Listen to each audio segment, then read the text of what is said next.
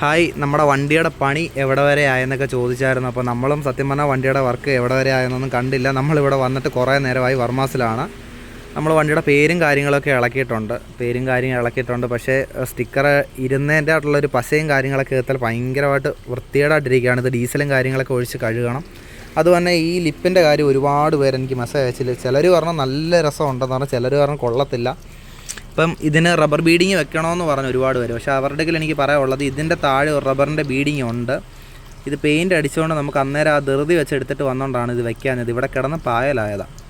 White വണ്ടിയാണ്, റെഡും ഓറഞ്ചും കോംബോ ആയിട്ടാണ് നമ്മൾ ഡിസൈൻ ചെയ്ത് വെച്ചേക്കുന്നത്. കാരണം ഈ കണ്ണേലെ പെയിൻറ്റ് നമ്മൾ മാറ്റാൻ ഉദ്ദേശിക്കുന്നില്ല, അതുകൊണ്ടാണ്. അതുപോലെ തന്നെ കഴിഞ്ഞ ദിവസം നമ്മുടെ വീഡിയോയ്ക്ക് കമൻറ്റ് ചെയ്ത ഒരാൾക്ക് നമ്മൾ ചെറിയൊരു ഗിഫ്റ്റ്, ഒരു ഫോൺ റീചാർജ് അല്ലേ ഒരു മന്തി എന്നൊക്കെ പറഞ്ഞ് വീഡിയോ ചെയ്തു. അപ്പോൾ എൻ്റെ ഇടയ്ക്ക് ഒത്തിരി പേര് പറഞ്ഞിട്ട് മന്തി എന്നൊക്കെ പറയുന്നത് മോശമല്ലേ? മോശത്തിൻ്റെ അല്ല, ഞാൻ ആദ്യം പറഞ്ഞു എനിക്കധികം സംസാരിക്കാനും കാര്യമൊന്നും അറിയത്തില്ല. അപ്പോൾ ഞാൻ ഏറ്റവും കൂടുതൽ ആഹാരം വെളിയിൽ നിന്ന് കഴിക്കുന്നത്. അപ്പോൾ എനിക്ക് ഏറ്റവും കൂടുതൽ ഇഷ്ടമുള്ളൊരു ആഹാരമാണ് മന്തി. അതുകൊണ്ടാണ് ഞാൻ അങ്ങനെ എടുത്ത് പറഞ്ഞത്. പക്ഷേ അരവിന്ദ് എന്ന് പറഞ്ഞൊരു പുള്ളിക്കാരനായിരുന്നു ആ മെസ്സേജിൻ്റെ അകത്തിൽ ഞാൻ ആ പുള്ളിയാണ് തിരഞ്ഞെടുത്തത്. അപ്പോൾ പുള്ളിക്കാരൻ എൻ്റെ അടുക്ക പറഞ്ഞു പുള്ളിക്ക് ഒന്നും വേണ്ട, പുള്ളി വണ്ടിയോടുള്ള ഇഷ്ടം കൊണ്ടാണ്, ആൽബിൻ ചേട്ടനെ ഒന്ന് കാണണം, ഫോട്ടോ എടുക്കണം എന്നൊക്കെ പുള്ളിക്ക് ഭയങ്കര ആഗ്രഹം ഉണ്ടെന്നൊക്കെയാണ് പുള്ളി പറഞ്ഞത്. പക്ഷേ പുള്ളി എന്നോട് പറഞ്ഞ ഒന്നും വേണ്ടെന്ന്. അപ്പോൾ ഞാൻ പുള്ളിയോട് പറഞ്ഞൊരു കാര്യം, ചേട്ടാ എന്തായാലും ആ പൈസ ഞാൻ തരാൻ എന്ന് വെച്ചാൽ ഞാൻ പുള്ളിക്ക് കൊടുക്കാനായിട്ട് ആഗ്രഹിച്ചൊരു കാര്യം. അപ്പോൾ പുള്ളിയോട് ഞാൻ പറഞ്ഞു, ഈ വണ്ടി എടുത്തുകൊണ്ട് പോകുന്ന സമയത്ത് എന്ന് വെച്ചാൽ വർമാസിൽ നിന്ന് തിരിച്ച് പോകുന്ന സമയത്ത് ഒരു 10 പേർക്ക് ആഹാരം വാങ്ങിച്ച് കൊടുക്കാൻ ഞാൻ മനസ്സുകൊണ്ട് വിചാരിച്ചു. അപ്പോൾ ആ കൂട്ടത്തിൽ ഈ പൈസ അവിടെ അതിനുവേണ്ടി ആഡ് ചെയ്യാമെന്ന് ഞാൻ വിചാരിച്ചു. അപ്പം ആഹാരം കൊടുക്കുന്നതൊന്നും ഒരിക്കലും ഞാൻ വീഡിയോ എടുത്തിടത്തില്ല. കാരണം അങ്ങനെയുള്ള റീച്ചോ കാര്യങ്ങളൊന്നും പ്രതീക്ഷിച്ചിട്ടല്ല ഞാൻ ഈ വീഡിയോ ഇടുന്നത്. നമ്മൾ ആഹാരം കൊടുത്തിട്ട് വീഡിയോ എടുക്കുന്നത് പിച്ച കൊടുക്കുന്നതിനെക്കാട്ടിലും അത് ഭയങ്കര ബുദ്ധിമുട്ടുള്ള കാര്യം. കാരണം ആഹാരം കഴിക്കാൻ ഗതിയില്ലാത്തവർക്ക് ആഹാരം കൊടുത്തിട്ട് വീഡിയോ എടുത്തിട്ട് അതൊക്കെ മോശം പരിപാടിയാണ്. അതിലൊന്നും ഞാൻ ചെയ്യത്തില്ല ഒരിക്കലും. എനിക്ക് അങ്ങനെയുള്ള റീച്ചും കാര്യങ്ങളൊന്നും വേണ്ട. പിന്നെ ആ പൈസ പുള്ളിക്ക് കൊടുത്തില്ലയോ, ആർക്കാ കിട്ടിയ, പുള്ളി വിളിച്ചെന്നൊക്കെ ഒത്തിരി പേര് എനിക്ക് മെസ്സേജ് അയച്ചു. അതിൻ്റെ പേരിലാണ് ഞാനിപ്പോൾ ഈ വീഡിയോക്കകത്തുള്ളത് പറയുന്നത്. പുള്ളിക്കാരന് ഒന്നും വേണ്ടെന്ന് പറഞ്ഞു.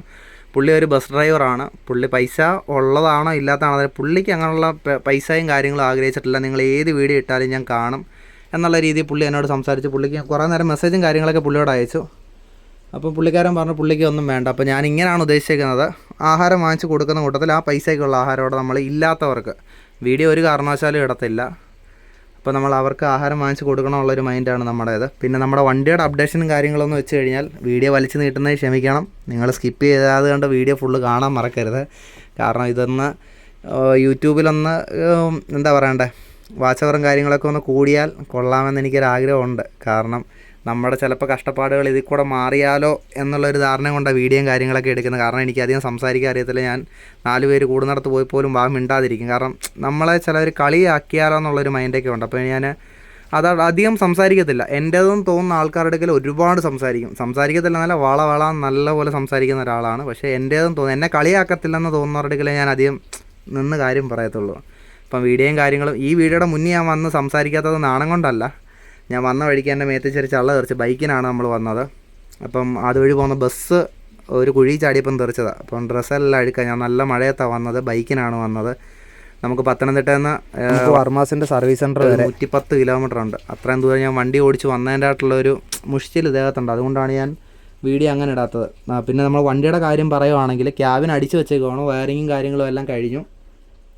പിന്നെ രാവൺ എന്ന ഫോണ്ടാണ് നമ്മൾ അവരുടെ അടുക്കൽ സെലക്ട് ചെയ്ത് വെച്ചത്. അപ്പോൾ അവരത് അക്രലിക് ഷീറ്റിൽ കട്ട് ചെയ്യാനും പ്രിൻറ്റ് ചെയ്യാനൊക്കെ കൊടുത്തിട്ടുണ്ട്. നാളെ ക്യാബിൻ കയറി കഴിഞ്ഞാൽ ഒരു 2 ദിവസത്തിനുള്ളിൽ വണ്ടി തരാം എന്നാണ് ഇവിടുന്ന് പറഞ്ഞേക്കുന്നത്. മാക്സിമം ട്രൈ ചെയ്ത് തരാം എന്നാണ് പറയുന്നത്. ഇവിടെ അവരെയും കുറ്റം പറയാൻ പറ്റത്തില്ല. വണ്ടി തന്നിട്ട് 10-12 ദിവസമായി നമ്മൾ വർമാസി കൊടുത്തിട്ട്. ഇവിടെ സൂചി കുത്താൻ സ്ഥലമില്ല, അതുപോലെ വണ്ടി കിടക്കുക. ഇപ്പം നമ്മുടെ ഈ വണ്ടി എന്ന് വെച്ച് കഴിഞ്ഞാൽ ഒരു 10-30 വണ്ടിക്കിടയിലാണ് കിടക്കുന്നത്. ഒരു 30 വണ്ടിക്കിടയിൽ ഒരു വണ്ടിയാണ്. അപ്പോൾ അവർക്ക് സ്റ്റാഫ് ചിലർക്ക് പനിയും കാര്യങ്ങളും, മഴയൊക്കെ അല്ലേ, അങ്ങനെ കുറേ പേര് ലീവും കാര്യങ്ങളൊക്കെ എടുത്തിട്ടുണ്ട്. അതിനാലുള്ള താമസവും കാര്യങ്ങളും ഉണ്ട്. ഏകദേശം ഇപ്പം വണ്ടിക്കകത്തുള്ള സ്പീക്കറും കാര്യങ്ങളും എല്ലാം കയറ്റി ചെക്ക് ചെയ്ത് ടൈറ്റ് ചെയ്തിട്ടുണ്ട്. TV അഴിച്ചുകൊണ്ട് പോയിട്ടുണ്ട്. TV സർവീസിന് കൊണ്ടുപോയിട്ട് ഇവിടെ തിരിച്ച് വെച്ചിട്ടുണ്ട്. TV നമ്മൾ പുതിയത് മാറുന്നില്ല. സ്പീക്കറും കാര്യങ്ങളും സബ്ബും അതെല്ലാം നമ്മൾ പുതിയത് മാറുന്നുണ്ട്. ലൈറ്റും കാര്യങ്ങളൊക്കെ നമ്മുടെ ആദ്യത്തെ വീഡിയോ തന്നെ ഇട്ടപ്പോഴേ വേറൊരാൾ വന്ന് നമ്മുടെ അടുക്ക പറഞ്ഞു ലൈറ്റ് അവർക്ക് വേണമെന്ന്. അങ്ങനെ ലൈറ്റ് വിറ്റിട്ടുണ്ട്.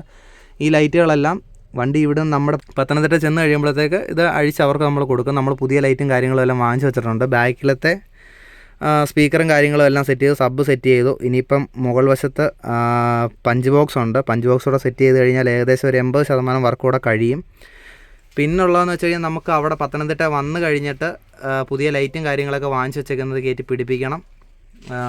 അല്ലാതെ വേറെ പ്രത്യേകിച്ചൊന്നുമില്ല. ഇതത്തിലൊക്കെ പിക്സൽ ലൈനും ഡോട്ട് ലേസറൊക്കെ ഈ ഒരു ഇതത്തെ തന്നെ ചെയ്യാനാണ് ഞാൻ ആഗ്രഹിക്കുന്നത്. കാരണം മൊത്തം ഞാൻ പിക്സൽ ചെയ്യാൻ ആഗ്രഹിക്കുന്നില്ല. കാരണം അതിനുള്ള ഫണ്ട് നമ്മുടെ കയ്യിലില്ല. വണ്ടി ഓൾറെഡി പെയിൻറ്റ് ചെയ്യണമെന്ന് ഞാൻ വിചാരിച്ചു. ഒത്തിരിയും പേര് ചോദിക്കുന്നുണ്ട് വണ്ടി പെയിൻറ്റ് ചെയ്യുന്നുണ്ടോ എന്ന്. അപ്പോൾ നമുക്ക് പെയിൻറ്റ് ചെയ്യാനുള്ള പൈസ തികയത്തില്ല.